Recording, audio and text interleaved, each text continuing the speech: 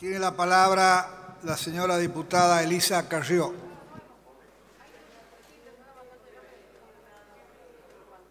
Hay debate libre, de modo tal que conforme al reglamento no hay tiempo, que se me permita una extensión del tiempo por la complejidad del tema que vamos a tratar.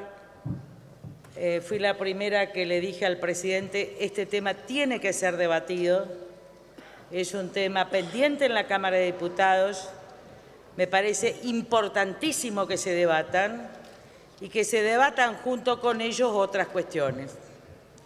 Lo primero que quiero decir es que yo no hubiera dictado el fallo de la mayoría, no hubiera compartido, hubiera estado quizás, seguro que no con el presidente porque dice estupideces, pero sí con los fundamentos de Juan Carlos Maqueda. Pero que el fallo desde el punto de vista del positivismo penal liberal es correcto y que se limita a aplicar la ley y la Constitución y que el problema ha sido que la ley, esta que vamos a sancionar ahora, no se sancionó durante 12 años y que la respuesta la tienen los presidentes de la Comisión de Derechos Humanos y la Comisión de Penal, que durante 12 años, incluso en la ley que dice Carlotto, no puso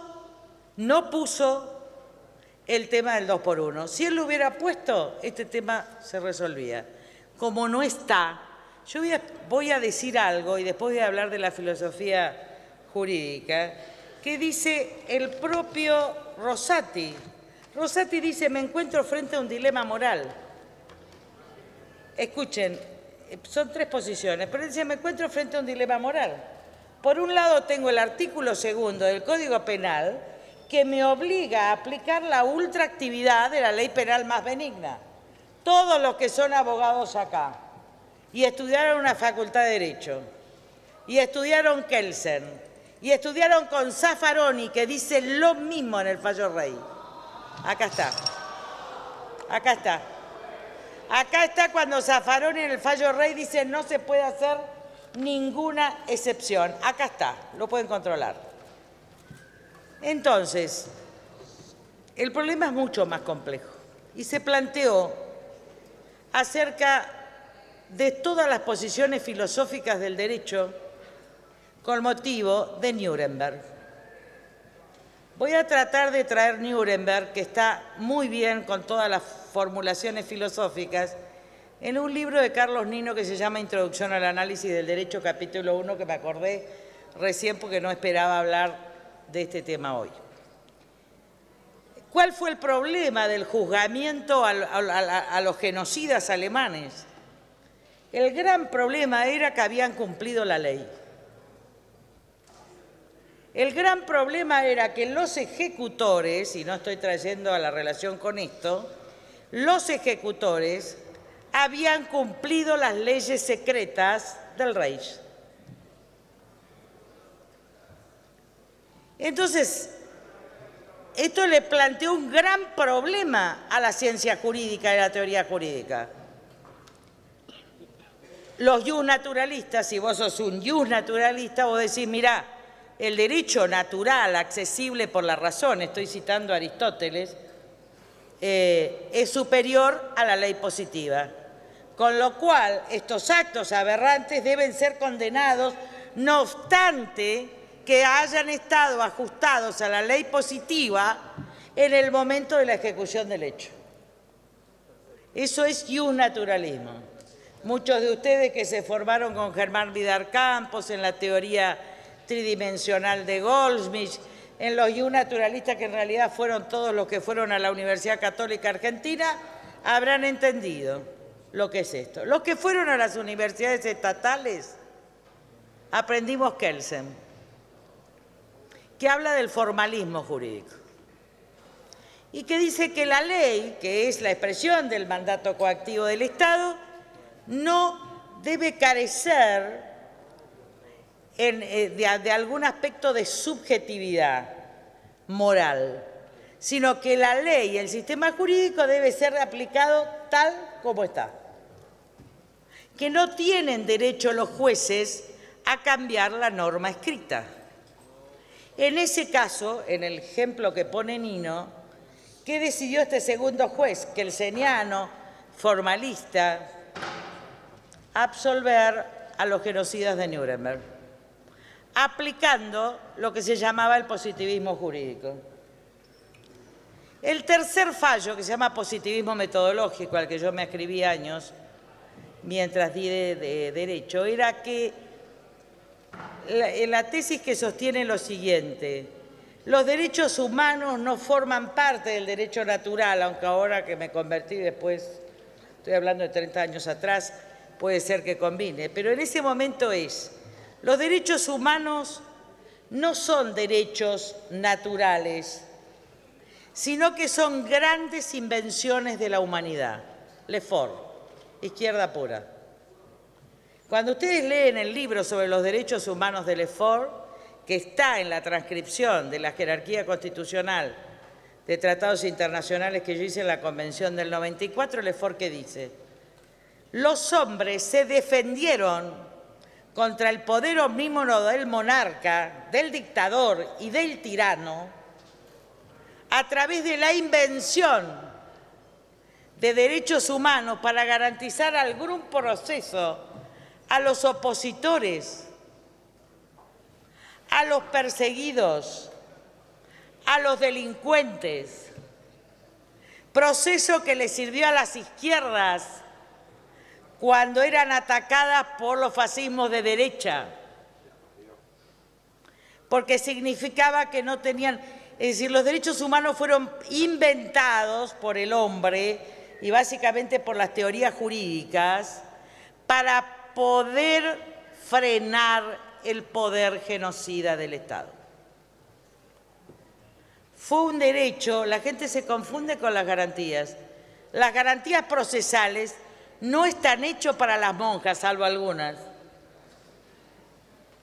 Están hechos para los culpables, están hechos para los delincuentes. Están hechos para que una persona, a pesar de haber cometido delitos aberrantes, tenga que tener un trato justo, que tenga la posibilidad de tener un juez natural. Esa es la teoría de Bentham, esto es lo que aplicamos. Los derechos humanos en materia penal se hicieron y nacieron con Jeremías Bentham para evitar la guillotina, la condena del rey, el juicio del procurador del rey y la guillotina, en virtud del cual delincuentes, opositores, locos o quien fuera podían ser condenados arbitrariamente por razón de Estado. La tercera cuestión es la del positivismo metodológico, que dijo, miren, es cierto que hay que aplicar la ley, pero por encima de la aplicación de la ley hay creencias universales, creencias. Esta es la invención de los derechos humanos. Y entonces hay momentos que los grandes principios de la ley penal, la prescripción, la ley más benigna, etcétera, ceden ante un imperativo mayor, en este caso lesa humanidad. Por eso el último juez, como ejemplo teórico positivista, que dijo que pese a no haber norma jurídica, condenaba a los genocidas de Nuremberg. El otro tema, el tema que acá se trata, remite a tres concepciones jurídicas.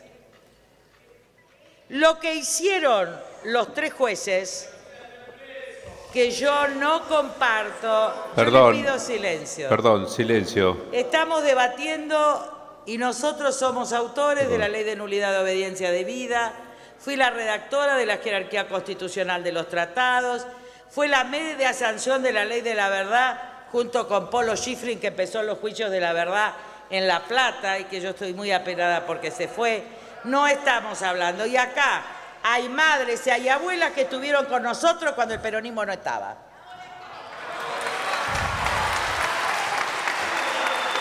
Sigamos. Voy a continuar. Voy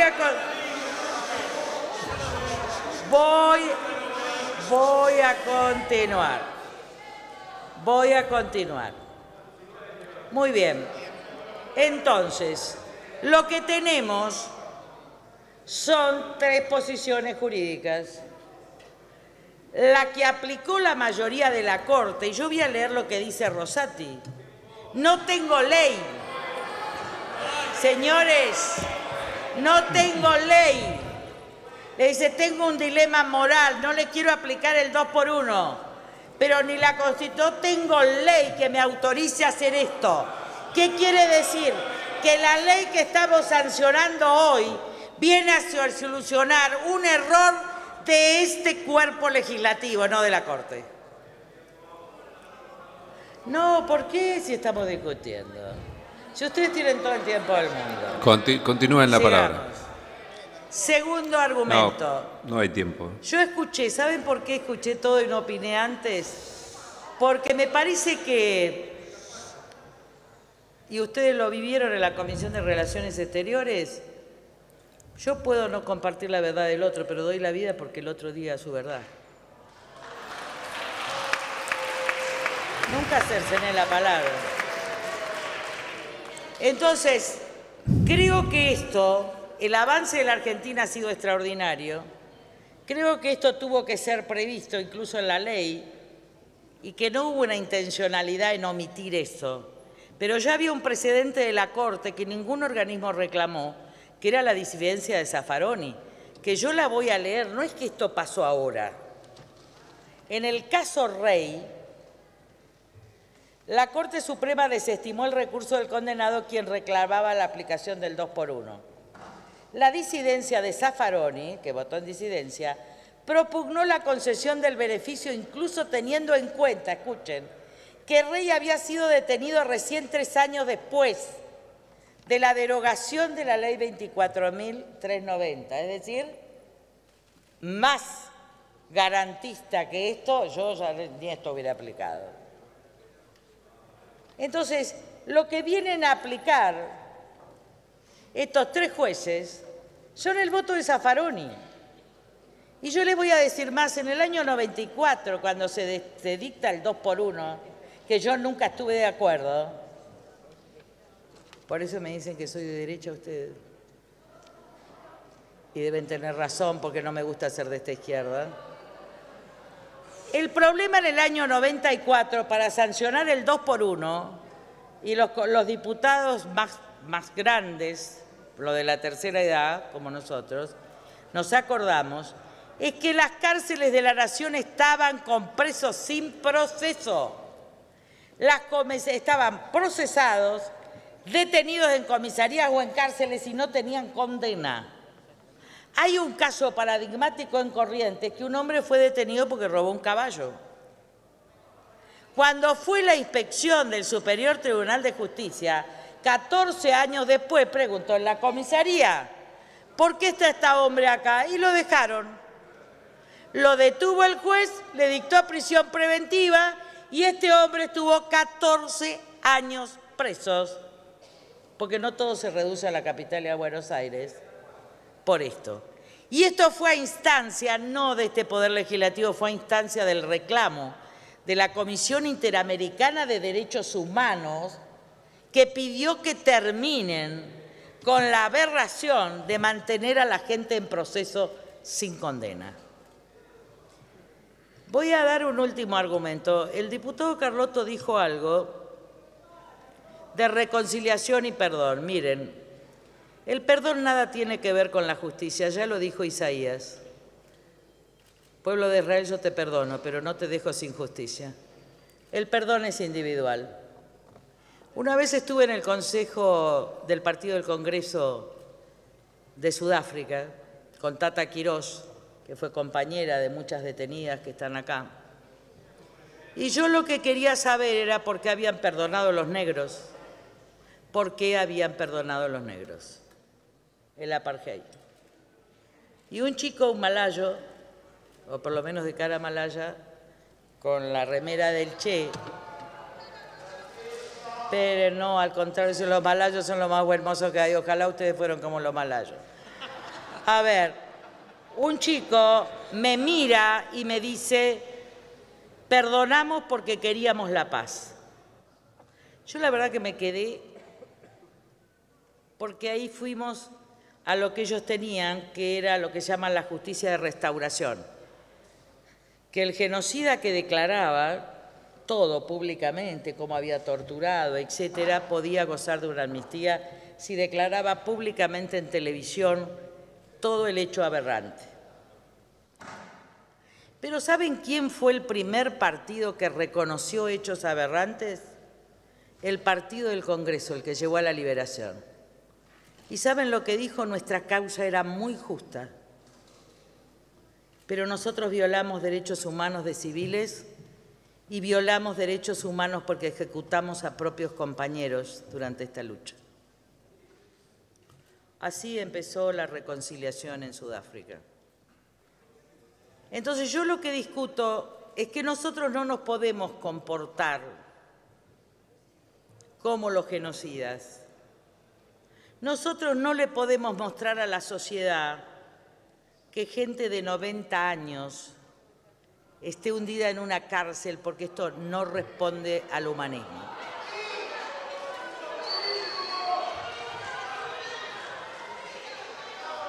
Y además, el último argumento, señor presidente, que se lo comenté a muchos, a ver, y yo lo entiendo y ustedes tienen derecho a no perdonar. El último argumento es el siguiente, hay un avance en derecho internacional, ¿me escuchan? Les pido que me escuchen, por favor. Un minuto. Sí. Continúe, diputado, por favor. En el derecho internacional. Silencio, silencio, ya termina. Hay un avance en el derecho internacional cada vez más fuerte que quiere declarar delitos de lesa humanidad a los delitos de terrorismo, no solo del Estado.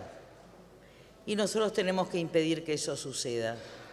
No vaya a ser que todas estas normas se le apliquen a muchos cuyos delitos están prescriptos, pero que antes mataron. Entonces, para terminar esta historia, y nosotros la tenemos que terminar, pero no terminar sin justicia ni sin condena. Lo único que tenemos que aplicar a veces, no en este caso, yo no hubiera fallado, no es este hombre, es el derecho humanitario. ¿Saben por qué? Porque si no, la justicia no es venganza. No es venganza. La justicia es justicia. Y si ustedes tienen el derecho a la verdad, y yo agradezco que haya aparecido el nieto de la mayor luchadora por el derecho a la verdad, que es Estela de Carlotto, les digo que hay una parte de la sociedad argentina que también quiere verdad, como los soldados de Formosa. Muchas gracias. Gracias, señora diputada.